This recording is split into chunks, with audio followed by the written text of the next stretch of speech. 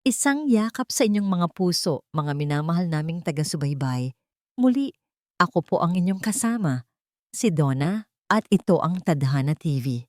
Ang lugar kung saan ang bawat kwento ay may dalang aral, pighati, at higit sa lahat, pag-asa. Sabi nila, ang pinakamalalim na sugat ay nagmumula sa mga taong akala natin ay hinding-hindi tayo sasaktan. Paano kung ang taong pinangakuan mong makasama habang buhay ang siya palang magiging dahilan ng iyong pinakamadilim na kabanata? At ang pinakamasakit ay ang gamitin niya ang mismong pag-ibig ninyo bilang sandata laban sa iyo. Halina't pakinggan natin ang kwento ni Serafina. Tapos na tayo, Serafina. Pirmahan mo na lang ito. Ang boses ni Rafael ay tila nanggagaling sa malayo. Biglang humina ang lahat ng tunog sa paligid. Nawala ang ugong ng aircon. Nawala ang malayong ugong ng trapiko sa labas. Ang tanging natira ay ang tibok ng puso ni Serafina na dumadagundong sa kanyang mga tainga. Ang bigat ng ballpen sa pagitan ng kanyang mga daliri. Parang hindi niya iyon kayang iangat. Ang kanyang mga mata ay nakapako sa papel na nasa ibabaw ng mesa. Hindi sa mga technical na salita na nakasulat doon, kundi sa pangalan ng kanyang asawa sa ilalim ng linyang nagsasabing petitioner. Rafael. Ang kanyang Rafael. Naalala niya ang araw na isinuko niya ang alok na maging junior partner sa isang malaking law firm sa Maynila. Umuwi siyang taglay ang isang ngiti. Niyakap si Rafael at sinabing, "Hindi ko tinanggap dahil mas naniniwala ako sa pangarap mo. Dito lang ako sa Cebu. Tutulungan kitang itayo ang negosyo mo." Ang saya sa mga mata ni Rafael noon.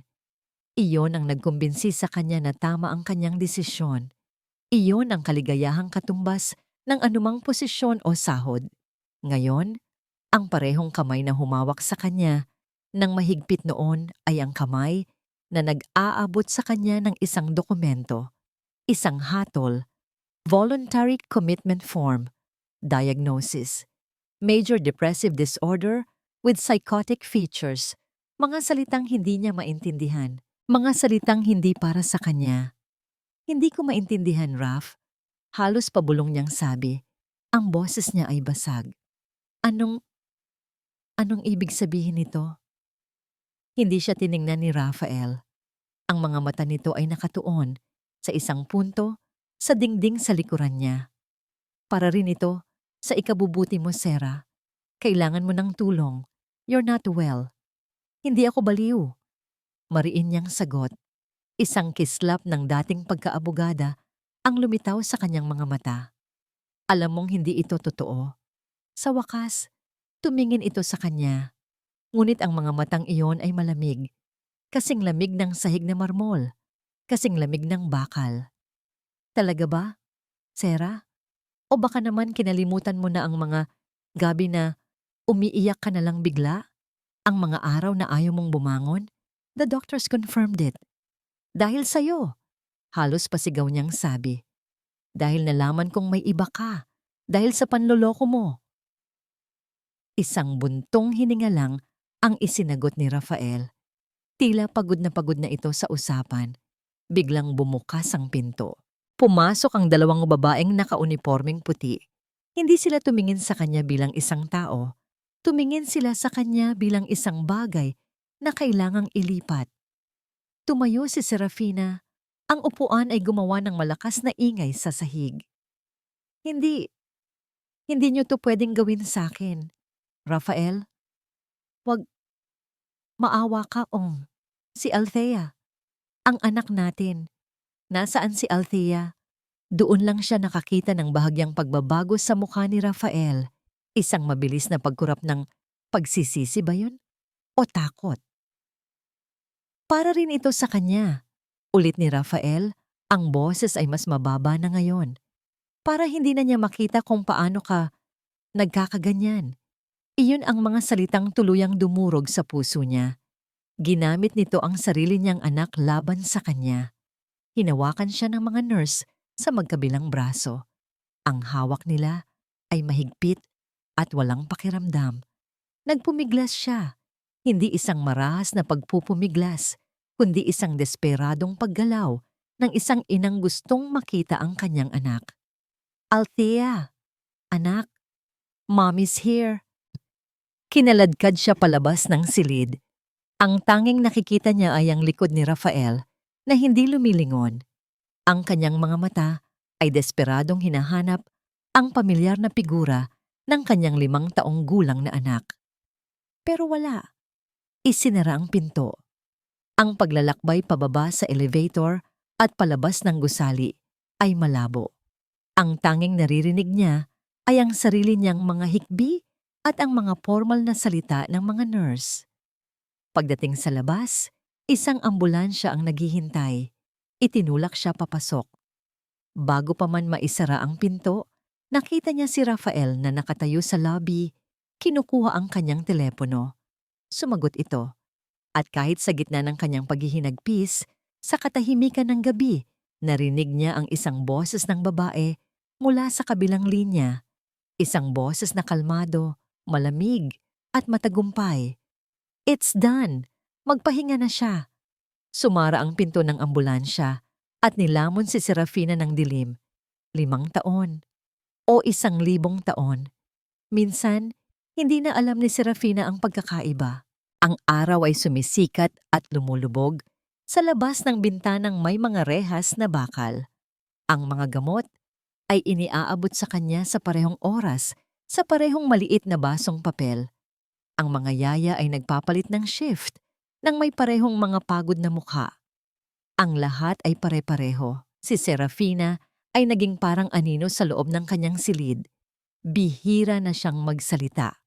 Hindi dahil hindi niya kaya, kundi dahil natutunan niyang walang saysay ang mga salita sa lugar na yon. Ang bawat protesta ay sintomas. Ang bawat luha ay patunay ng kanyang karamdaman. Kaya pinili niyang manahimik. Ang dating apoy sa kanyang mga mata ay nawala. Napalitan ng isang kalmadong pagmamasid. Walang kislap, pero hindi blanko. Ito ay mga mata ng isang taong naghihintay, nag-iipon ng lakas. Samantala, sa kabilang bahagi ng syudad, sa isang marangyang ballroom na naliligo sa liwanag ng mga chandelier, ang pangalan ni Serafina ay matagal nang nakalimutan.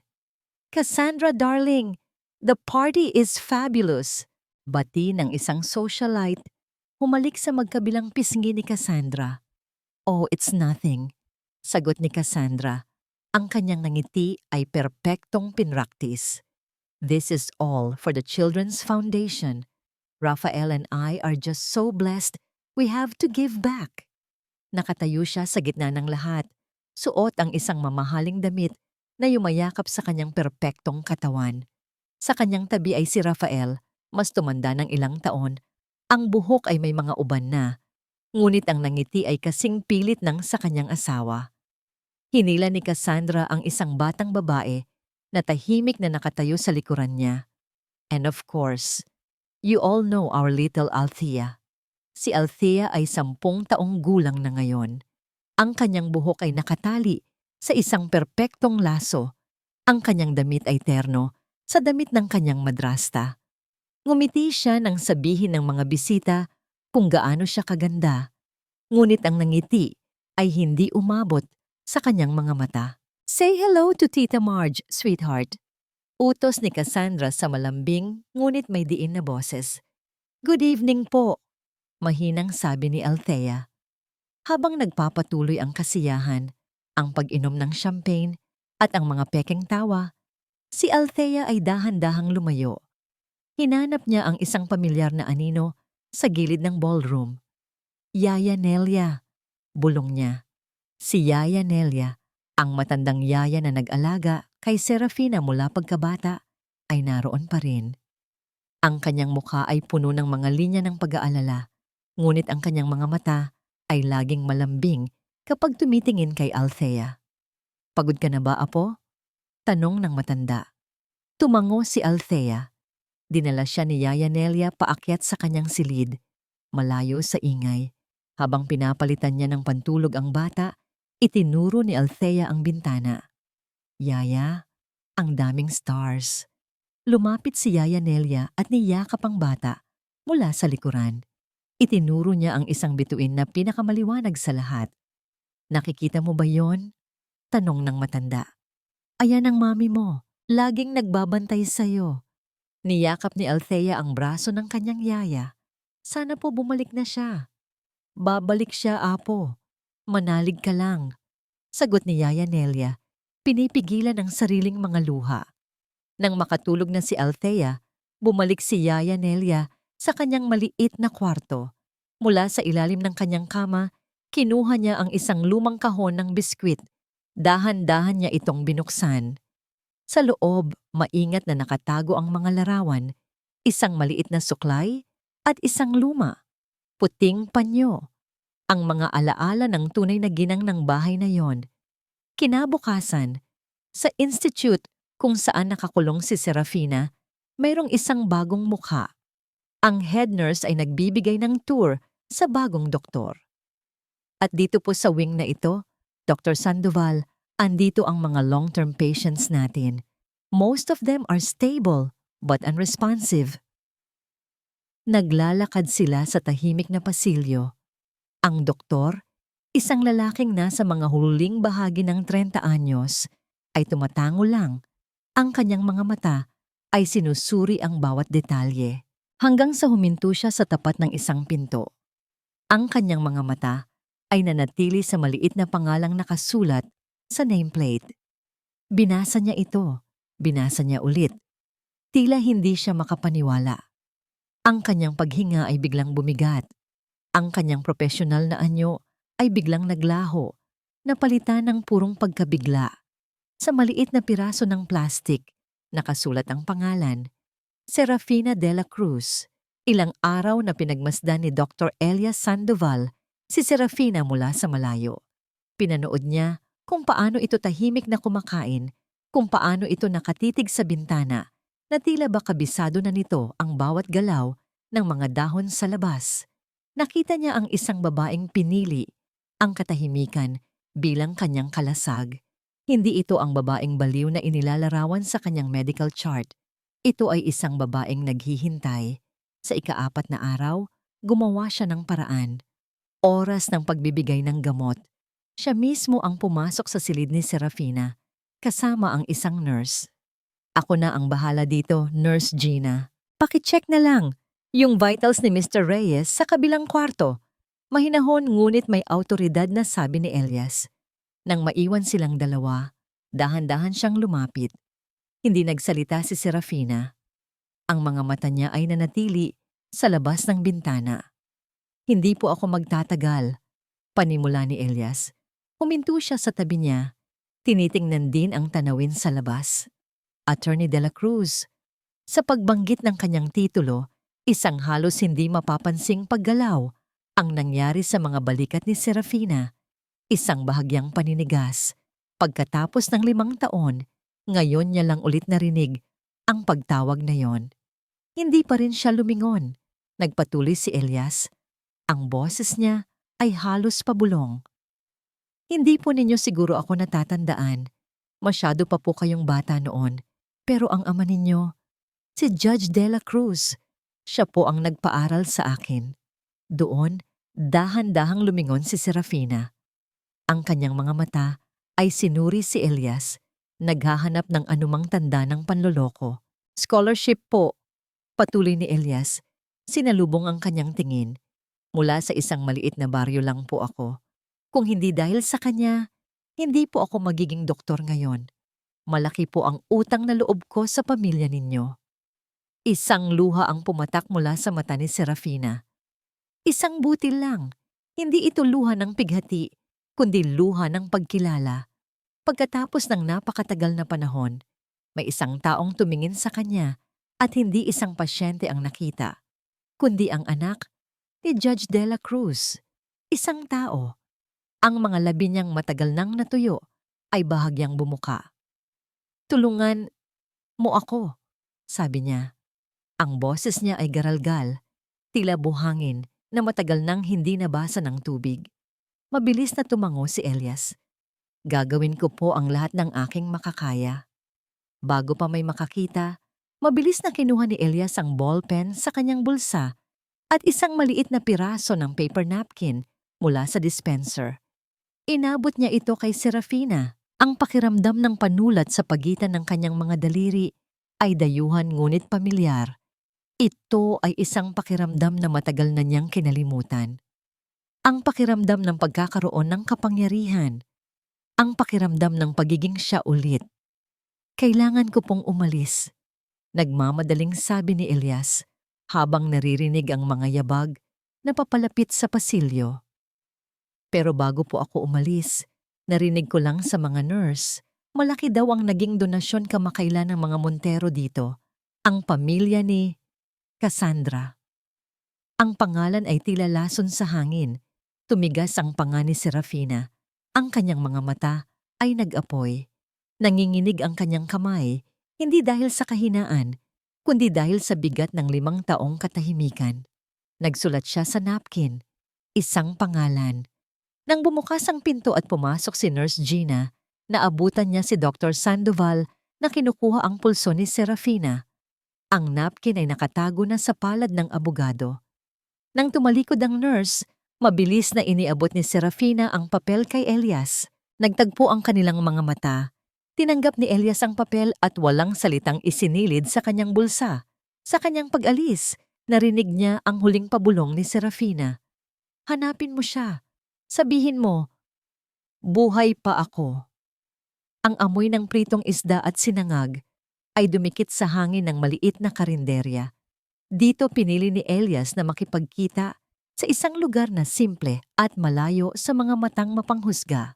Sa kanyang harapan ay nakaupo si Mateo, isang lalaking may matipunong katawan, magaspang na mga kamay, at mga matang nakakita na ng maraming bagay na hindi kayang sikmurain ng ordinaryong tao. Inilapag ni Elias sa mesa ang lukot na napkin. Tinitigan ito ni Mateo. Pagkatapos ay tumingin siya kay Elias. Sino ka? At bakit mo hawak ang sulat kamay ng isang taong 5 taon nang nawawala? Ako si Dr. Sandoval, sagot ni Elias. At hindi siya nawawala. Alam ko kung nasaan siya. Ang pag-aalinlangan sa mukha ni Mateo ay dahan-dahang napalitan ng pagkabigla nang ikwento ni Elias ang lahat. Bawat salita ng doktor ay tila isang suntok sa dibdib ng private investigator. Santissima! Bulong ni Mateo. Ang mga kamao niya ay kumuyom sa ibabaw ng mesa. Ang walang hiyang Rafael na yon at ang babaeng yon. Hinawakan niya ang napkin na para bang ito ay isang banal na bagay. Buhay siya. Totoo ngang buhay siya. Kailangan niya tayo, Mateo, sabi ni Elias. Ikaw ang pinagkakatiwalaan niya. Tumango si Mateo. Ang kanyang mga mata ay nag-aalab sa galit at determinasyon. Gagawin ko ang lahat. Hahalungkatin ko ang bawat basura sa buhay ng mag-asawang yon. Simula ngayon, wala na silang itatagong sikreto sa akin. Makalipas ang 2 araw, habang si Mateo ay nagsisimula ng magmanman, may isang hindi inaasahang bisita, si Serafina. Pumasok si Cassandra sa silid na may dalang isang basket ng mga prutas. Ang kanyang nangiti ay kasing tamis ng lason.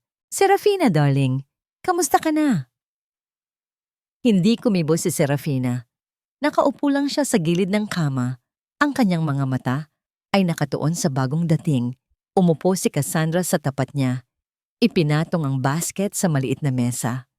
You look rested. Mukhang nakakatulong naman pala ang pagpapahinga mo dito. Kumuha siya ng isang mansanas at pinakintab ito sa kanyang damit. Alam mo ba, malaki na si Althea at napakatalino, manang-mana sa akin. Bawat salita ay isang karayom, maingat na pinili para saktan siya. Tinatawag na niya akong mommy ngayon, at napaka-sweet niya. Sabi niya, sana daw ako na lang ang naging tunay niyang ina. Pinagmasdan lang ni Serafina ang bawat galaw ni Cassandra. Ang pagtaas ng kilay nito, ang pekeng pag-aalala sa mga mata, ang paraan ng paghawak nito sa mansanas na para bang pag-aari nito ang buong mundo. Hindi siya umiyak, hindi siya sumigaw. Tinitigan niya lang ito. Isang titig na malamig, matalim, at mapanuri. Isang titig ng isang abogadong sinusuri ang isang sinungaling na testigo sa korte. Nawala ang nangiti sa mga labi ni Cassandra. Naging hindi komportable siya sa katahimikan. Tumayo siya. "Well, I just came to visit, to make sure all is well." Inilapag niya ang mansanas pabalik sa basket. "Sige na, mag-usap na lang ulit tayo kapag mas maayos ka na." Mabilis siyang tumalikod at lumabas ng silid. Nang magsara ang pinto, naiwan si Serafina sa katahimikan. Pagkatapos ng ilang sandali, isang bagay na hindi nangyari sa loob ng 5 taon ang naganap. Isang maliit na ngiti ang sumilay sa kanyang mga labi. Hindi ito isang masayang ngiti. Ito ay isang nangiti ng isang general na nakitang kumagat sa pain ang kanyang kalaban. Nang gabing iyon, tumawag si Mateo kay Elias. "Doc, nagsimula na ako," sabi ni Mateo sa kabilang linya. Si Cassandra, malinis ang imahe sa publiko. Puro charity events. Si Rafael naman, may kakaiba. May mga malalaking halaga siyang regular na nililipat sa isang bangko sa labas ng bansa. Isang account na walang pangalan, numero lang. Habang nag-uusap sila, sa opisina ng Vientrong ng Institute, ang head nurse na si Rina ay nag-uulat. "At yun po, Direktor, binisita siya ni Mrs. Montero kanina. Pero ang kakaiba po, hindi man lang nagsalita o umiyak si Serafina. Nakatitig lang siya. Tila masyado siyang kalmado." Napakunot ang noo ng direktor. Ang abnormal na katahimikan ay mas nakakabahala kaysa sa anumang sigaw. May mali, may nagbago. Pagkaalis ng head nurse, kinuha ng direktor ang kanyang telepono at nag-dial ng isang numero mula sa kanyang pribadong listahan. Ilang sandali lang ay may sumagot. "Doña Esmeralda," sabi ng direktor sa telepono. Ang boses niya ay puno ng pag-aalala. "May kailangan po tayong pag-usapan." Ang balita mula sa direktor ng Institute ay tila isang maliit na alon lamang sa malawak at kalmadong karagatan ng buhay ni Doña Esmeralda Montero. Nakaupo siya sa kanyang hardin, humihigop ng tsa, habang ang tagapag-ayos ng mga rosas ay maingat na pinuputol ang mga nalantang bulaklak. "Isang pagbabago sa kilos?" tanong niya sa telepono. Ang kanyang boses ay walang bakas ng pag-aalala. Baka epekto lang yan ng gamot. O baka naman, nababagot na siya. "Hindi po ordinaryo, Donya." Giit ng direktor sa kabilang linya. "At may bago po tayong doktor, si Dr. Sandoval. Masyado siyang nagpapakita ng interes sa kaso ni Serafina." Dito, bahagyang huminto ang kamay ni Doña Esmeralda na may hawak na tasa. "Sandoval?" ulit niya. "Siyasatin mo ang pagkatao niya, bawat detalye." Pagkatapos ng tawag, ibinaba niya ang tasa. Tumingin siya sa hardinero. "Ayokong makakita ng kahit isang tuyong dahon. Naiintindihan mo? Perpekto. Dapat laging perpekto." Samantala, sa isang madilim na internet cafe, si Mateo ay nagtatrabaho. Sa tulong ng kanyang mga koneksyon, hindi lang ang mga transaksyon sa bangko ni Rafael ang kanyang nakuha. Nakuha rin niya ang mga log ng telepono. Isang numero ang paulit-ulit na tinatawagan ni Rafael at Cassandra sa mga araw bago. At pagkatapos, ma-confine si Serafina. Ang numero ay hindi nakarehistro sa ilalim ng isang pangalan, pero nakalink ito sa isang address, ang address ng mansyon ng mga Montero. Hindi lang si Cassandra ang may gawa nito. Sabi ni Mateo kay Elias sa kanilang susunod na pagkikita. Inilatag niya sa mesa ang mga dokumento. "Ang nanay niya, si Doña Esmeralda. Tingnan mo ito." Ipinakita niya ang isang artikulo sa lumang dyaryo. Ito ay tungkol sa isang malaking iskandalo sa negosyo. Maraming taon na ang nakalipas. Ang ama ni Rafael, isang kilalang negosyante, ay nalugi at muntik ng makulong. Ang tanging sumalo sa kanya at sa kanyang kumpanya ay ang mga Montero. Utang na loob, bulong ni Elias. Si Rafael ay nakatali sa kanila. Higit pa dyan, sabi ni Mateo.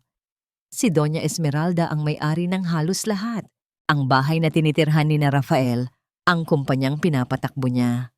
Lahat. Si Rafael ay isang tau-tauhan lang, isang magandang palamuti sa braso ni Cassandra.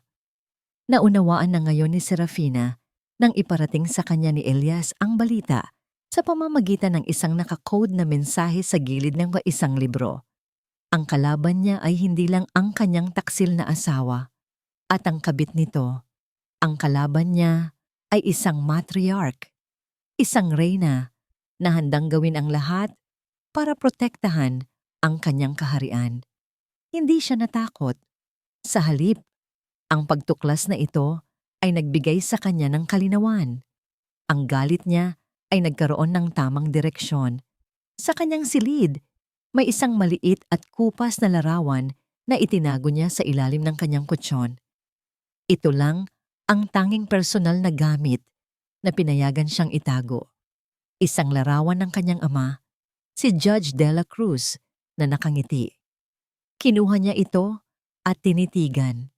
Ang kanyang ama ay isang taong nabuhay at namatay para sa hustisya. Ipinaglaban nito ang mga naaapi. Kahit na ang mga kalaban ay makapangyarihan, hinaplos niya ang larawan. Hindi lang ito para kay Althea. Bulong niya sa hangin. Para din ito sa inyo, Tay. Itutuloy ko ang laban ninyo para sa hustisya.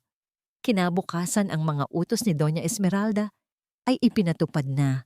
Ang seguridad sa institute ay biglang humigpit. Nagdagdag ng mga gwardiya. Ang mga nurse ay hindi na pinapayagang makipag-usap ng matagal sa mga pasyente. At si Dr. Elias Sandoval ay nakatanggap ng isang bagong assignment. Dr. Sandoval, simula bukas, ikaw na ang mamamahala sa West Wing, sabi ng direktor. Hindi makatingin ng diretso sa kanya. Mas kailangan ka doon.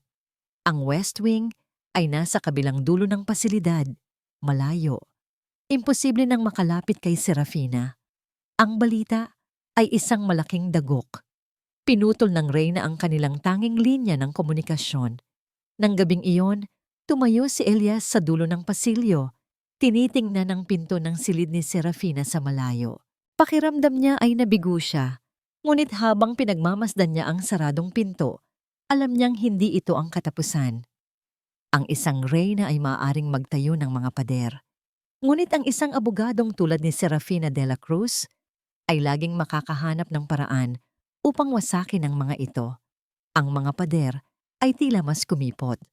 Ang mga mukha ng gwardiya ay mas dumami. Ang bawat kilos ni Serafina ay binabantayan. Para siyang isang ibon sa loob ng hawla na mas lalo pang pinasikip. Pinutol nila ang kanyang koneksyon sa labas. Pinutol nila ang kanyang pag-asa. Iyon ang akala nila. Ngunit hindi nila alam na ang isipan ng isang abogado ay hindi kailanman tunay na maikukulong. Paano? Paano siya makikipag-ugnayan sa labas? Paulit-ulit na tanong ni Serafina sa sarili. Hindi na niya maaaring makausap si Elias. Ang bawat sulok ay may mata. Ang sagot ay dumating sa kanya isang hapon, sakay ng isang maliit at maingay na kariton. Ang library cart, bawat linggo, isang attendant ang nag-iikot nito para magbigay ng mga lumang libro sa mga pasyente. Isang ideya ang nabuo sa kanyang isipan, isang alaala mula sa nakaraan. Nung mga bata pa sila ni Mateo, mahilig silang maglaro ng espiya. Gumawa sila ng isang simpleng code gamit ang mga libro, ang numero ng pahina, numero ng linya, at numero ng salita. Isang code na silang dalawa lang ang nakakaalam. Nag-request si Serafina ng isang kopya ng Don Quixote, isang makapal na libro na alam niyang tiyak na mayroon sa maliit na library ng Institute. Nang sumunod na linggo, naroon na ito sa kariton.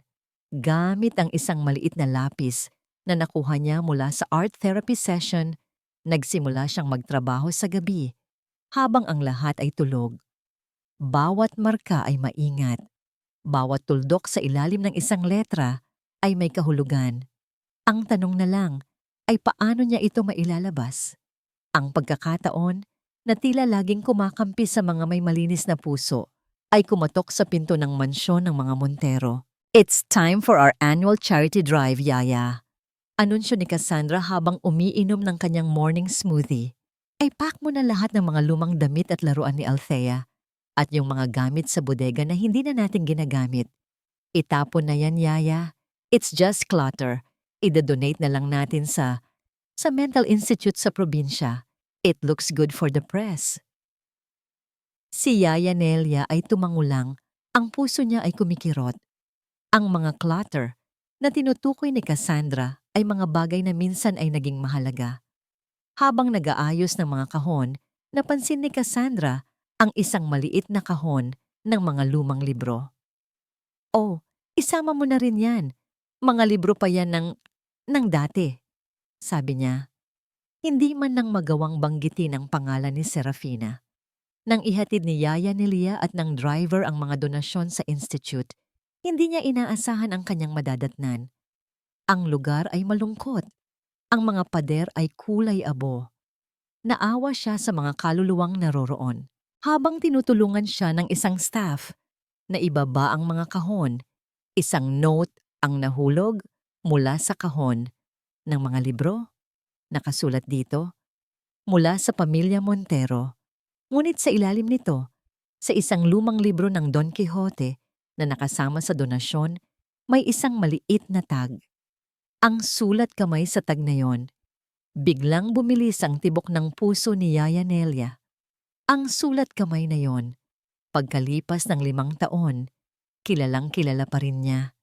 Iyon ang sulat kamay ng kanyang alaga. Ang sulat kamay ni Serafina. Sa isang mabilis at halos hindi napapansing kilos, kinuha ni Yaya Nelia ang libro at isiniksik sa ilalim ng iba pang mga gamit sa kanyang bayong-o. Isang instinct, isang pakiramdam na nagsasabing, ito ay mahalaga. Sa bahay habang pinapatulog niya si Althea, nagising ang bata mula sa isang magaan na pagkakatulog. Yaya, bulong ni Althea, nanaginip po ako ulit. Ano ang napanaginipan mo, apo? Malambing na tanong ng matanda. May isang babae po. Hindi ko makita ang mukha niya, pero kumakanta po siya. Ang ganda-ganda ng boses niya. Pinatahan ni Yaya Nelia ang bata, habang ang sarili niyang puso ay nalulunod sa lungkot at pag-asa. Kinabukasan, habang paalis si Yaya Nelia para sa kanyang day off, may isang boses na pumigil sa kanya sa may pinto. Sandali, Yaya. Si Cassandra. Nakatayo ito sa itaas ng hagdanan. Ang mga mata ay matalim. Saan ka pupunta? Day off ko po, ma'am. Magalang na sagot ni Yaya Nelia. Bumaba si Cassandra. Ang kanyang mga mata ay sinusuri ang bawat galaw ng matanda. Tumingin ito sa bayong na dala-dala ni Yaya Nelia. Mukhang may mabigat kang dala. Mga labahin ko lang po, ma'am. Sagot ng matanda. Pinipilit na maging kalmado. Ngunit napansin ni Cassandra ang paraan ng paghawak ni Yaya Nelia sa kanyang bayong. Isang paghawak na tila may isang bagay na napakahalaga sa loob. Buksan mo, utos ni Cassandra. Ang boses niya ay malamig at walang emosyon. Ipakita mo sa akin ang laman niyan. Ang hangin sa paanan ng hagdanan ay biglang lumamig. Ang mga mata ni Cassandra ay parang 2 piraso ng yelo, nakatitig sa bayong ni Yaya Nelia. Hindi niyo po magugustuhan ang laman, ma'am. Mga marumi ko pong damit. Mahinahon, ngunit may panginginig sa boses na sabi ni Yaya Nelia. Sinabi kong buksan mo, ulit ni Cassandra. Ang bawat salita ay mabagal at may diin. Walang nagawa si Yaya Nelia. Sa isang mabilis na kilos, ibinuhos niya ang lahat ng laman ng bayong sa malinis at makintab na sahig. Isang bunton ng mga luma at maruruming damit. Isang supot ng tinapay para sa kanyang pamilya. At sa gitna ng lahat, nakabalot sa isang lumang kamiseta ang librong Don Quixote. Napaatras si Cassandra, ang mukha ay nandidiri. Ano ba yan? Ang baboy! Kunin mo yan lahat at umalis ka na sa paningin ko. Sigaw niya. Sabay talikod at mabilis na umakyat pabalik sa hagdanan na para bang natatakot madumihan. Nang hihinang napaluhod, si Yaya Nelia. Nanginginig ang kanyang mga kamay habang mabilis na isinilid pabalik ang lahat sa bayong. Ligtas. Ligtas ang libro. Isang oras ang lumipas. Sa loob ng simbahan ng Quiapo, umupo si Yaya Nelia sa isang bakanteng upuan sa likod. Maya-maya lang, isang lalaki ang tahimik na umupo sa tabi niya. "Salamat sa pagdating," sabi ni Mateo sa mahinang boses. "Ako ang pinadalhan ni attorney." Nangingilid ang luha. Iniabot ni Yaya Nelia ang libro. Alam kong galing ito sa kanya. Ang sulat kamay niya. Hindi ko malilimutan. Kinabukasan, dinala ni Yaya Nelia si Mateo sa kanyang maliit na bahay sa isang eskinita sa Tondo. Dito, malayo sa mga pader ng mansyon, malaya siyang magsalita. Mula sa ilalim ng kanyang aparador, kinuha niya ang luma at kinakalawang na kahon ng biskwit, ang kahon ng mga alaala. Bago sila umalis noon, sabi ni Yaya Nelia habang binubuksan ang kahon, "Inihabilin ito sa akin ni Serafina." Sabi niya, "Kung ano man ang mangyari, itago ko ito para kay Althea." Inilatag ni Mateo sa maliit na mesa ang mga laman nito. Mga litrato ni Serafina na karga-karga ang sanggol na si Althea. Isang maliit na lock ng buhok ng bata na nakatali sa isang asul na ribbon. Isang maliit, silver na USB drive. "Ano po ito?" tanong ni Mateo. Hawak ang USB. "Mga kanta," sagot ni Yaya Nelia. Kinakantahan niya si Althea gabi-gabi para makatulog. Nirecord niya para kapag wala siya, meron pa ring maririnig ang bata. Biglang may naalala si Yaya Nelia. Ang mukha niya ay napuno ng pag-aalala. May isa pa, Mateo.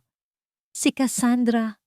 May pinapainom siyang bitamina kay Althea gabi-gabi. Maliit na tableta. Sabi niya pampatalino daw.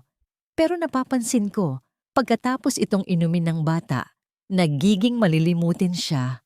Minsan, kinukwento ko ang tungkol kay Serafina, pero kinabukasan hindi na niya maalala. Tumayo ang balahibo ni Mateo. Kinuha niya ang kanyang laptop mula sa kanyang bag at isinaksak ang USB. Ilang sandali lang, isang malambing na boses ang pumuno sa maliit na silid. Isang oyayi. Ang boses ni Serafina, puno ng pagmamahal at pag-aaruga. Hindi napigilan ni Yaya Nelia ang kanyang mga luha. Tahimik siyang umiyak habang pinapakinggan ang boses ng kanyang alaga. Isang boses na matagal na niyang hindi naririnig. Isang boses na simbolo ng lahat ng ninakaw sa kanila. Mabilis na kumilos si Mateo. Tinawagan niya si Elias. "Doc, kailangan mong malaman kung anong bitamina ang pinapainom kay Althea." Agad-agad. Sa kabilang linya, naramdaman ni Elias ang bigat ng sitwasyon. Gamit ang kanyang posisyon at ilang dahilan tungkol sa pag-update ng medical records, nagawa niyang humingi ng sample ng gamot mula sa personal na doktor ng mga Montero. Makalipas ang 2 araw, nasa kamay na ni Elias ang resulta mula sa isang kaibigan sa laboratorio. Binasa niya ang nakasulat. Ang kanyang dugo ay biglang kumulo. Analysis. Results indicate presence of a low-dose benzodiazepine, a mild sedative. Prolonged use may lead to side effects including anterograde amnesia or memory impairment. Ang resulta ng laboratory test ay parang isang bombang sumabog sa gitna ng maliit na alyansang binuo nina Serafina, Elias at Mateo. Sa pamamagitan ng isa pang nakakode na mensahe sa libro na maingat na ipinalit sa library cart, nalaman ni Serafina ang ginagawa nila sa kanyang anak. Sa loob ng 5 taon, dahan-dahan nilang nilalason hindi lang ang katawan, kundi pati ang mga alaala ni Althea. Sa loob ng kanyang silid, hindi sumigaw si Serafina, hindi siya umiyak. Isang malamig at nakakakilabot na galit ang gumapang sa kanyang buong pagkatao. Ang galit ng isang inang inagawa ng lahat. Ang pag-ibig niya para kay Althea na siyang nagpapanatili sa kanya sa loob ng 5 taon ay naging gasolina. Isang gasolinang magpapaninga sa apoy ng kanyang paghihiganti. Tapos na ang paghihintay. Oras na para lumaban. Sa labas, si Mateo ay nagtatrabaho na parang isang makinang hindi napapagod. Sa wakas, natuntun niya kung saan napupunta ang pera mula sa offshore account ni Rafael. "Doc, hindi ka maniniwala dito," sabi ni Mateo kay Elias sa telepono. Ang boses niya ay naghahalo ang galit at pagtataka. Ang pera, bumabalik dito sa Pilipinas. Ipinapasok sa isang account na nakapangalan sa direktor ng institute. Iyon na, ang ebidensyang matagal na nilang hinahanap. Ang maliwanag na patunay ng suhol. Ang resibong nagpapatunay na ang pagkakakulong kay Serafina ay isang transaksyon, isang negosyo. Habang ang lahat ng ito ay nangyayari, isang anunsyo ang lumabas sa lahat ng pahayagan at social media. Isang anunsyong nagpakislap sa mga mata ng alta sosyedad ng Cebu. "You are cordially invited to celebrate 5 years of love and commitment.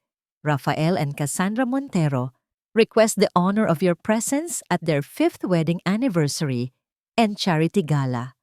Ang litrato ng mag-asawa ay perpekto. Ang kanilang mga ngiti ay nagliliwanag. Sa loob ng institute, ipinakita ni Elias ang anunsyo sa dyaryo kay Serafina. Tinitigan ito ni Serafina. Ang petsa, ang lugar, ang pangalan ng mga host. Ito na. Hindi ito isang simpleng party. Ito ang magiging korte. Ito ang magiging entablado kung saan babagsak ang lahat ng maskara. "Dito," sabi ni Serafina. Ang kanyang boses ay kalmado ngunit may bigat ng bakal. "Dito natin gagawin." Nang gabing iyon, sa kanyang silid, tumayo si Serafina sa harap ng isang maliit at basag na salamin na nakasabit sa dingding. Sa loob ng 5 taon, iniiwasan niyang tumingin dito. Ayaw niyang makita ang babaeng may maputlang balat, malalalim na mata, at buhok na walang buhay. Ayaw niyang makita ang anino ng kanyang dating sarili. Ngunit ngayon, tinitigan niya ang kanyang refleksyon. Tinitigan niya ito ng matagal. At sa kauna-unahang pagkakataon, hindi na isang pasyente ang kanyang nakita. Nakita niya ang kislap sa likod ng pagod na mga mata, ang talas sa likod ng kalmadong muka. Nakita niya si Attorney Serafina de la Cruz at handa na siyang bawiin ang kanyang buhay. "Elias," sabi niya sa doktor sa kanilang huling palihim na pagkikita sa isang pasilyong madilim. "Kailangan kong makalabas sa gabi ng anniversary." Tumango si Elias. Ang kanyang muka ay seryoso. Ang panganib ay napakataas. Ngunit walang atrasan. "May naisip na akong paraan," sabi niya. "Magkakaroon ng distraction. Isang munting sunog sa kusina. Pero kailangan mong maging mabilis. Kapag tumunog ang fire alarm, lahat ng gwardiya ay doon pupunta. Mayroon ka lang 10 minuto para makarating sa likod, sa service exit. 10 minuto. 10 minuto para bawiin ang 5 taon. Handa na ang lahat," bulong ni Elias. "Sa gabi ng anniversary, mayroon ka lang 10 minuto para makalabas." Ang gabi ng anibersaryo ay bumalot sa institute ng isang kakaibang katahimikan. Ang mga pasyente ay mahimbing nang natutulog, walang kamalay-malay sa digmaang magaganap sa labas ng kanilang mga pinto. Sa loob ng kanyang silid, si Serafina ay hindi natutulog. Nakaupo siya sa gilid ng kanyang kama. Suot ang uniforme ng pasyente, ngunit ang kanyang buong diwa ay alerto. Bawat ugong ng hangin, bawat kaluskos sa pasilyo ay pinakikinggan niya. Eksaktong 9:00 ng gabi, gaya ng napag-usapan, isang mahinang amoy ng usok ang nagsimulang gumapang sa hangin. Pagkatapos ng ilang segundo, isang nakabibinging tunog ang bumasag sa katahimikan. Ang fire alarm. Biglang nagkagulo ang lahat. Mga sigaw, mga yabag na nagtatakbuhan, mga utos na nagmumula sa mga gwardya. Sa West Wing, may sunog daw sa kusina ng West Wing.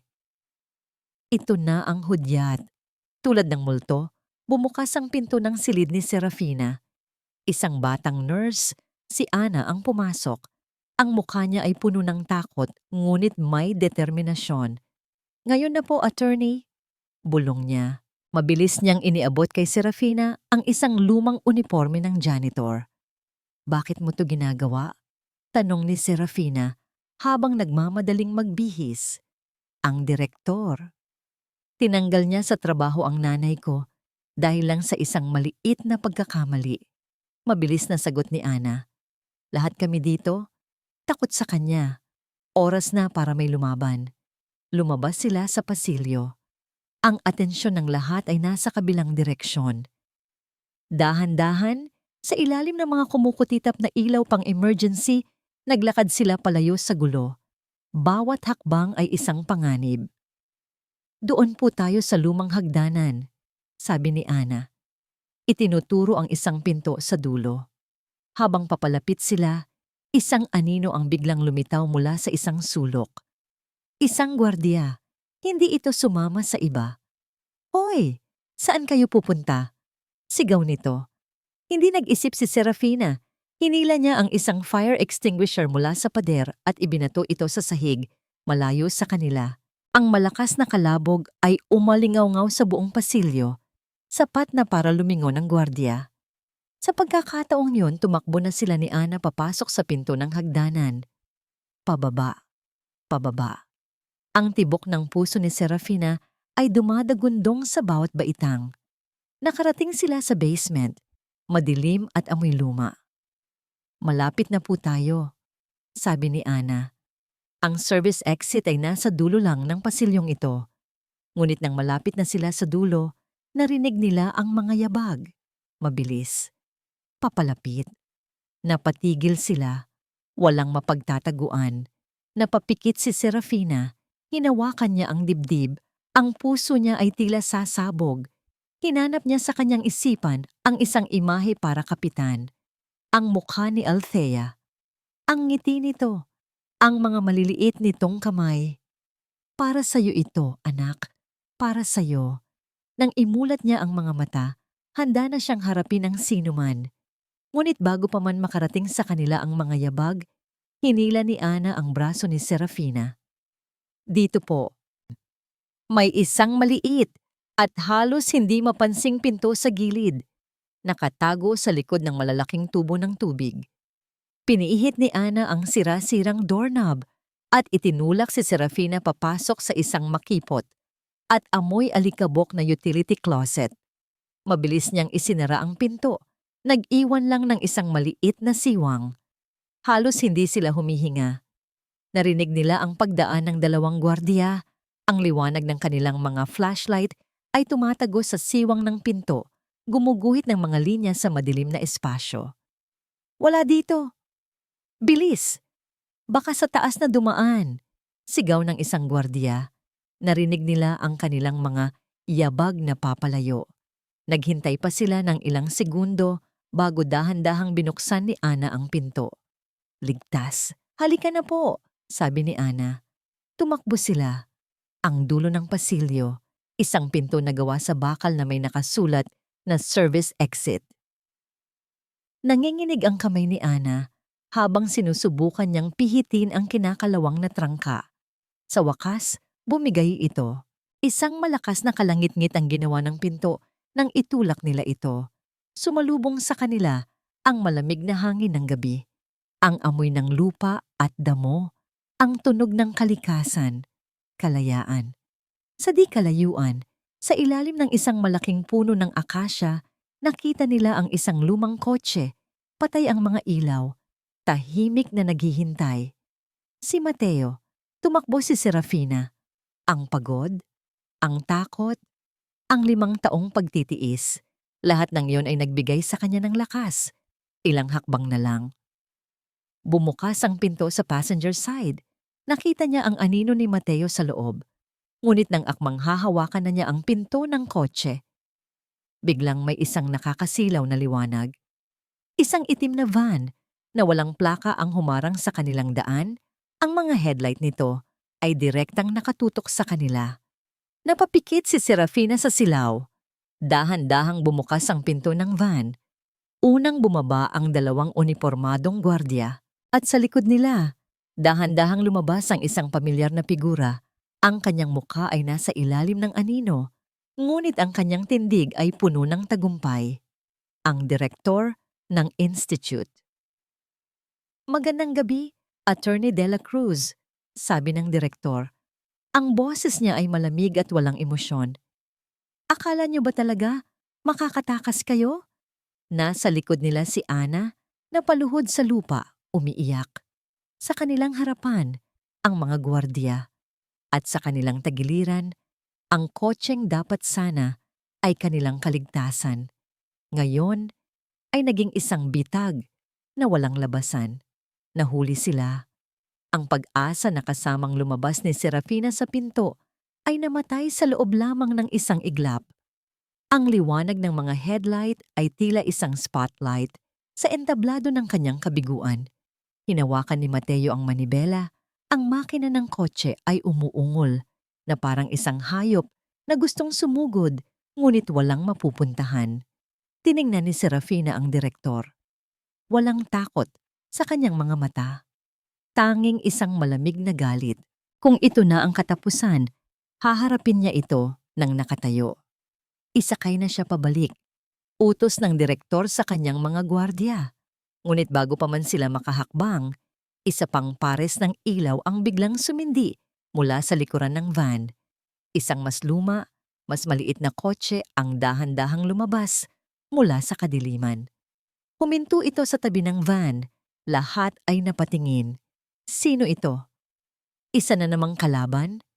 Bumukas ang pinto ng kotse at isang lalaki ang bumaba. Hindi siya mukhang gwardiya o pulis. Mukha siyang pagod, gusot ang damit, at tila maraming problemang pinapasan. Ngunit may bigat sa kanyang bawat hakbang. Hindi siya tumingin kay Serafina. Dumiretso ang tingin niya sa direktor. "Ano ang ginagawa mo rito, Anton?" Galit na tanong ng direktor. Ang kanyang professional na maskara ay biglang nabakbak. "Nandito ako.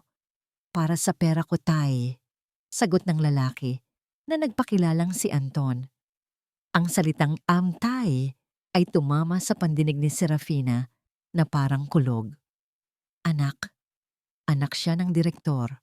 "Umuwi ka na. Huwag kang makialam dito." "Hindi ako aalis hanggat hindi ko nakukuha ang perang ninakaw sa akin ng hayop na si Rafael." Sigaw ni Anton. Ang kanyang boses ay puno ng galit na matagal nang kinimkim. Humarap siya kay Mateo na nasa loob ng kotse. "Alam kong kasama ka ni Serafina. May ebidensya ako laban kay Rafael. Isang scam sa real estate. Malulubog siya." Biglang nag-iba ang ihip ng hangin. Ito pala ang lalaking misteryosong nakipagkita kay Rafael. "Kung gayon, idiin mo siya," sabi ng direktor. "At ano? Para isama ninyo ako sa pagbagsak?"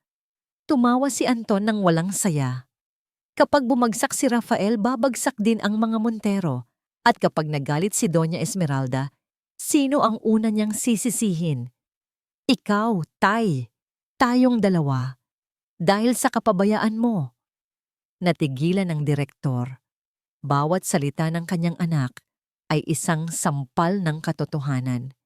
Nag-aalok si Anton ng isang solusyon. Isang desperadong solusyon. "May isang paraan lang para makuha ko ang pera ko ng tahimik. Hayaan niyo siyang umalis," sabi ni Anton. Itinuturo si Serafina. "Kapag nakalabas siya, magkakaroon ako ng alas laban kay Rafael.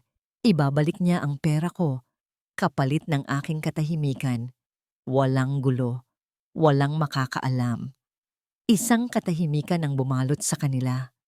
Ang direktor ay nasa isang sangandaan. Ang kanyang katapatan sa mga Montero na nagpapasweldo sa kanya o ang kanyang dugong nananawagan para iligtas ang sarili nitong anak. Nakita ni Serafina ang pagbabago sa mga mata ng direktor. Ang galit ay napalitan ng pag-aalinlangan. Ang kapangyarihan ay napalitan ng takot ng isang ama. Sa wakas, pagkatapos ng tila isang walang hanggang sandali, ang direktor ay gumawa ng isang halos hindi mapapansing tango sa kanyang mga gwardiya. Dahan-dahan, humakbang paatras ang mga gwardiya. Pinibigyan sila ng daan. Mabilis na kumilos si Mateo. Binuksan niya ang pinto sakay na. Ngunit bago pumasok, huminto si Serafina at hinarap ang direktor, ang lalaking nagkulong sa kanya sa loob ng 5 taon. Nakita niya ngayon, hindi lang ang isang halimaw, kundi isang taong mahina. May pagkakataon pa kayong piliin ang tama, mahinang sabi ni Serafina, bago siya mabilis na pumasok sa kotse. Humagibis ang sasakyan, nilamon ang kadiliman ng gabi, iniwan ang mag-amang nakatayo sa gitna ng daan, sa ilalim ng mga ilaw ng van na tila nagsasabing walang sikretong hindi nabubunyag. Samantala, sa grand ballroom ng isang 5-star hotel, si Cassandra Montero ay ang reyna ng gabi. Bawat ngiti, bawat kaway ay perpekto.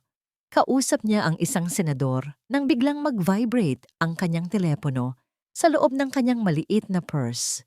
Kinuha niya ito, inaasahang mensahe mula sa isa sa kanyang mga kaibigan. Ngunit ito ay mula sa isang unknown number. Isang mensahe lang, 3 salita. Alam ko ang ginawa mo. Nawala ang nangiti sa kanyang mga labi. Ang kanyang perpektong gabi ay biglang nagkaroon ng lamat. Sa labas ng hotel, sa loob ng kotse ni Mateo, si Serafina ay nakasuot na ng isang simpleng itim na bestida na inihanda para sa kanya. Tahimik siyang nakatingin sa maningning na gusali. Huminga siya ng malalim, pinapakalma ang kanyang puso. Handa na siya. Sa loob ng grand ballroom, ang hangin ay puno ng amoy, ng mamahaling pabango at tunog ng masayang tawanan. Ang mga champagne flute ay kumikinang sa ilalim ng mga dambuhalang chandelier. Ito ang selebrasyon ng perpektong kasinungalingan. Sa entablado, hawak ni Rafael at Cassandra ang mikropono. Magkahawak ang kanilang mga kamay. 5 taon, panimula ni Cassandra. Ang kanyang boses ay malambing at puno ng pekeng emosyon. 5 taon na puno ng pagsubok, ngunit higit sa lahat, puno ng pagmamahal. Isang pagmamahal na nagpatatag sa amin. Pumalakpak ang mga tao. At hindi magiging kumpleto ang lahat ng ito.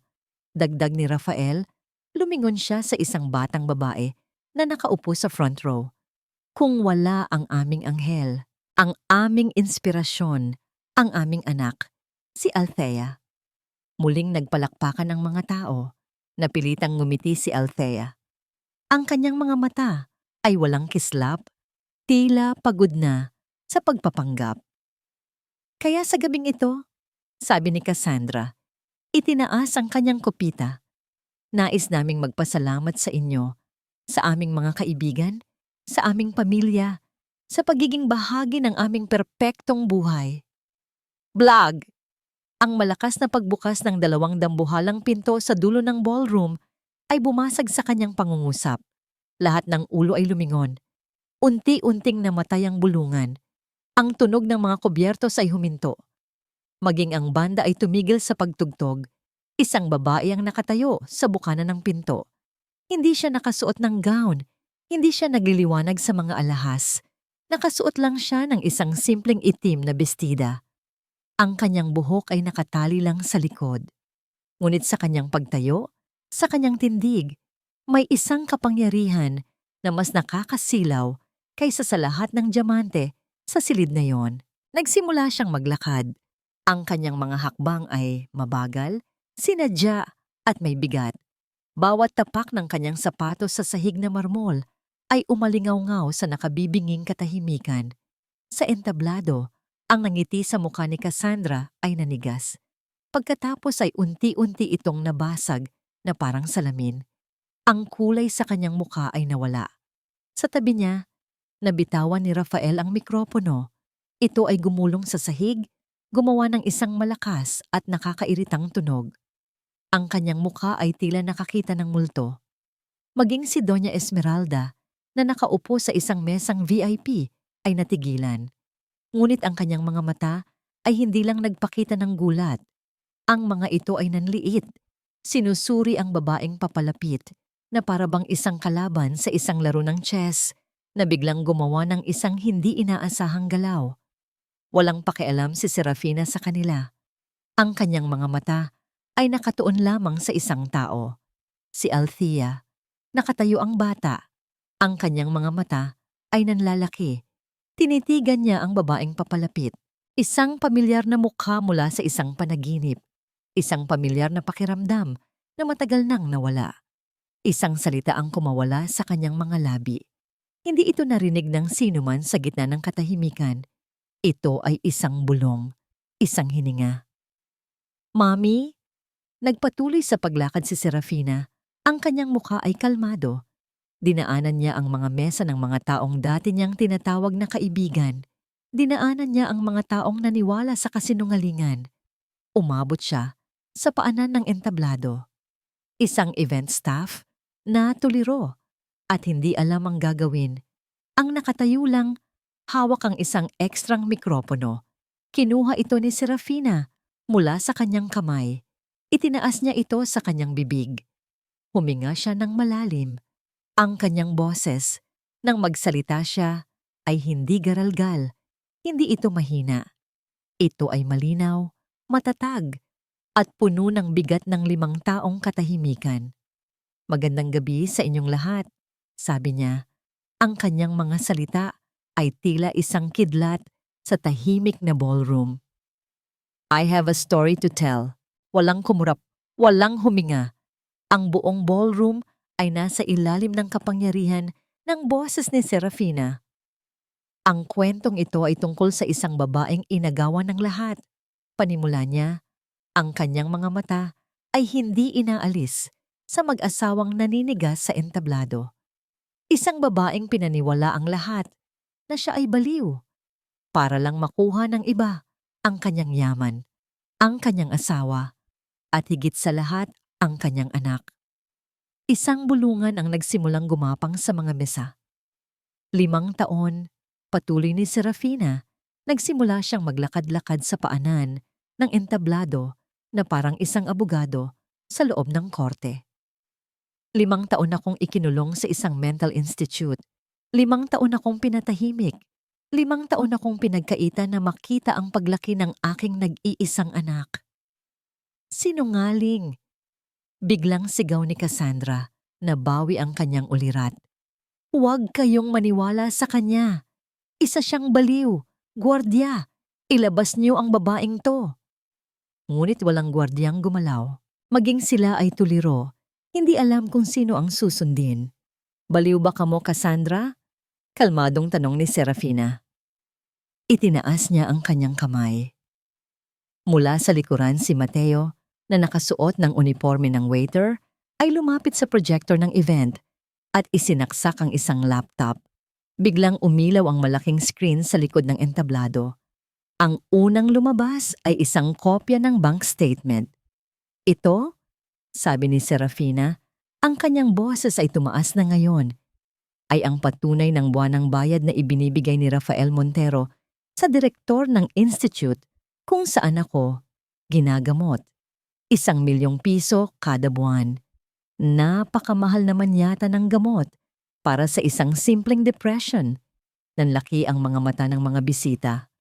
At ito naman, sabi ni Serafina habang nagbago ang imahe sa screen, isang laboratory report. Ito ang resulta ng pagsusuri sa bitaminang ipinapainom mo sa anak ko gabi-gabi, Cassandra. Isang sedative, isang gamot na dahan-dahang bumubura sa mga alaala ng isang bata. Isang malakas na gasp ang narinig mula sa mga tao. Napahawak si Althea sa kanyang bibig, ang kanyang mga mata ay napuno ng takot at pagkalito. Hindi totoo yan, sigaw ni Rafael. Ang pawis ay tumatagaktak sa kanyang noo. Gawa-gawa lang niya yan lahat. Hindi siya pinansin ni Serafina. Gusto ninyong malaman kung anong alaala ang pilit nilang binubura? Tanong niya sa mga manunood. Ito. Pinindot ni Mateo ang isang button. Walang imahe, tanging tunog. Isang malambing na boses ang pumuno sa buong ballroom. Isang oyayi. Ang parehong oyayi na naririnig ni Althea sa kanyang mga panaginip. Tulog na, aking mahal. Si Mami narito lang. Sa pagdinig ng kantang iyon, Isang bagay ang nangyari sa loob ni Althea. Tila isang dam na nabasag. Ang 5 taong pader na itinayo sa paligid ng kanyang mga alaala ay biglang gumuho. Ang mga gabi sa kanyang kuna, ang mga yakap na mahigpit, ang mga halik sa noo, ang mukha ng babaeng kumakanta, ang mukha ng kanyang ina. "Mommy," umiiyak na sabi ni Althea. Pagkatapos, sa isang iglap, tumakbo siya. Tumakbo siya palayo sa mesang kinauupuan niya, palayo kay Doña Esmeralda na sinusubukang pigilan siya. Tumakbo siya papunta sa entablado. Dumaan siya kina Rafael at Cassandra na parang hindi sila nakikita. Yumakap siya ng mahigpit sa mga binti ng babaeng may hawak ng mikropono. "Mommy!" Sigaw niya. Ang kanyang iyak ay umalingaw-ngaw sa buong silid, puno ng 5 taong pangungulila. "Naaalala na kita. Mommy, ikaw nga." Binitawan ni Serafina ang mikropono. Lumuhod siya at niyakap ang kanyang anak. Niyakap niya ito ng napakahigpit na para bang hindi na niya ito bibitawan pa. Sa kauna-unahang pagkakataon, sa loob ng 5 taon, umiyak si Serafina. Hindi luha ng pighati, kundi luha ng tagumpay. Luha ng isang inang sa wakas ay muling nakapiling ang kanyang nawawalang mundo. Sa entablado, sa likod ng mag-inang magkayakap, ang perpektong imahe ng pamilya Montero ay nabasag sa 1,000 piraso. Tumingin si Doña Esmeralda sa mga gwardiya ng hotel, ang kanyang mga mata ay nag-aapoy. Sumenya siya. "Kunin niyo sila." Ngunit bago pa man makagalaw ang mga gwardiya, isa pang tao ang umakyat sa entablado mula sa gilid. Hindi siya imbitado. Hindi siya nakagayak. Ito ang direktor ng institute. Hawak niya ang isang makapal na folder ng mga dokumento. Humarap siya sa mga tao. Ang kanyang mukha ay maputla, ngunit desidido. "Itigil niyo to," sabi niya sa nanginginig na boses, sapat na para marinig ng mga nasa unahan. Ako ang magpapatunay sa lahat ng sinabi niya. Ang pag-amin ng direktor ay ang huling pako sa kabaong ng mga Montero. Ang bulungan sa ballroom ay naging isang malakas na ugong ng pagkasuklam at pagkabigla. Ang mga cellphone ay nagsilabasan, nagre-record sa iskandalong nagaganap sa kanilang harapan. Ang perpektong party ay naging isang sirko. Hawak ang folder, inumpisahan ng direktor ang kanyang testimonya. Bawat salita ay isang dagok kina Cassandra at Rafael. Inilahad niya ang tungkol sa suhol, ang mga pekeng dokumento, ang mga utos na galing mismo kay Doña Esmeralda. "Bawiin mo yan!" Isang sigaw ang pumunit sa hangin. Si Doña Esmeralda, sa wakas, nawala ang kanyang pagiging kalmado. Tumayo siya, ang kanyang mukha ay nababalutan ng puot. "Wala kang pruweba." "Mayroon," sagot ng direktor. Binuksan niya ang folder at inilabas ang mga orihinal na dokumento. Ang mga bank transfer receipts na may pirma ni Rafael. Ang mga sulat kamay na instruksyon mula sa sekretarya ni Doña Esmeralda. Lahat ng ito ay isusuko ko sa pulis. Sa hudyat na yon, tila naintindihan ng mga gwardiya ng hotel kung ano ang nangyayari. Hindi na sila gumalaw para pigilan si Serafina. Sa halip, hinarangan nila ang mga labasan para walang makatakas mula sa pamilya Montero. Nagsimulang magkagulo. Si Cassandra, ang reyna ng gabi, ay naging isang palaboy sa sarili niyang palasyo. Napasigaw siya, isang sigaw na walang klas, walang dignidad. "Hindi! Hindi totoo yan! Kasinungalingan!" Itinuro niya si Serafina. "Kasalanan mo to. Sinira mo ang buhay ko." Walang pumansin sa kanya. Ang mga matang dati humahanga sa kanya ngayon ay puno ng panghuhusga at pandidiri. Ang hiya, ang kahihiyan. Ito na ang kanyang tunay na parusa. Si Rafael naman, ang lalaking minsay tinitingala, ay napaluhod na lang sa entablado. Tila isang manikang pinutulan ng tali. Ang kanyang pagkalalaki ay natunaw sa gitna ng kahihiyan. Tumingin siya kay Serafina. Ang kanyang mga mata ay puno ng luha ng isang talunan. "Serafina, patawarin mo ako." Humagulgol siya. Pinagsisisihan ko ang lahat. Napilitan lang ako. Patawarin mo ako. Hindi siya tiningnan ni Serafina. Sa halip, ginawa niya ang isang bagay na mas makapangyarihan. Dahan-dahan niyang tinakpan ang mga tainga ng kanyang anak, si Althea. Niyakap niya ito ng mahigpit. Pinoprotektahan ito mula sa mga salita ng isang amang sumira sa kanila. Isang simpleng kilos na nagsasabing, hindi ka na muling masasaktan. Ilang sandali pa. Dumating na ang mga tunog ng sirena ng pulis. Ang mga ilaw na pula at asul ay sumayaw sa labas ng mga bintana ng ballroom, nagbibigay kulay sa mga mukha ng mga taong nasadlak sa iskandalo. 2 pulis ang pumasok, sinundan ni Mateo na siyang tumawag sa kanila. Habang kinakausap ng mga pulis ang direktor, at habang si Cassandra ay patuloy sa kanyang pagwawala, si Serafina ay dahan-dahang tumayo. Akay-akay si Althea. Kasama nila si Elias, na tahimik na lumapit sa kanila para maging suporta. Naglakad sila palayo sa entablado. Dinaanan nila ang nagkakagulong mga tao. Dinaanan nila si Rafael, na nakaluhod pa rin at umiiyak. Dinaanan nila si Doña Esmeralda, na nakatayo na parang isang estatwang bato. Ang kanyang imperyo ay gumuho sa kanyang paanan. Walang salitang binitawan si Serafina. Walang tingin ng paghihiganti. Tanging isang tahimik na pag-alis. Habang naglalakad sila palabas ng Grand Ballroom, papalayo sa kaguluhan, papalayo sa kadiliman ng nakaraan, ang unang sinag ng araw ay nagsisimula nang sumilip sa abot tanaw. Isang bagong umaga, isang bagong simula. Ang kanilang paglabas ay hindi isang pagtakas. Ito ay isang paglaya. Lumipas ang ilang buwan. Ang ingay ng iskandalo ay unti-unti nang humupa, napalitan ng mga bagong balita, ng mga bagong drama. Sina Doña Esmeralda at Cassandra Montero ay hinatulan ng habambuhay na pagkabilanggo. Ang kanilang kayamanan ay hindi sila nailigtas sa rehas na bakal ng hustisya.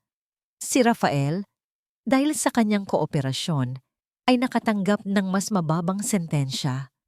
Ngunit ang lahat ng iyon ay tila nangyari sa isang malayong lugar, sa isang malayong panahon para kay Serafina.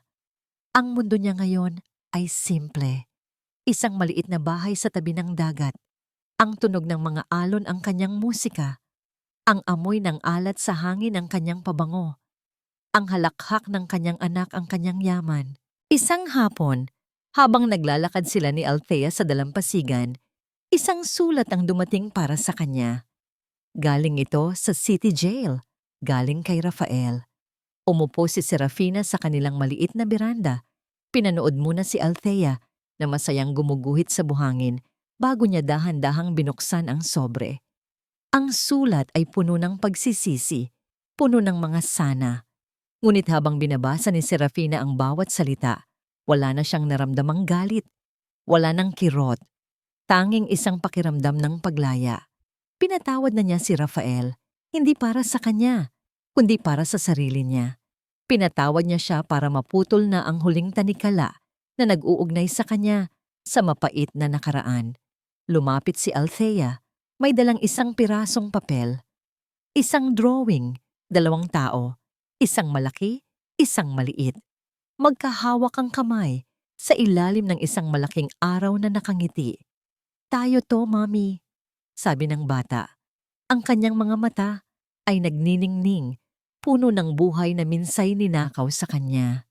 Hindi na tayo maghihiwalay. Niyakap ni Serafina ang kanyang anak.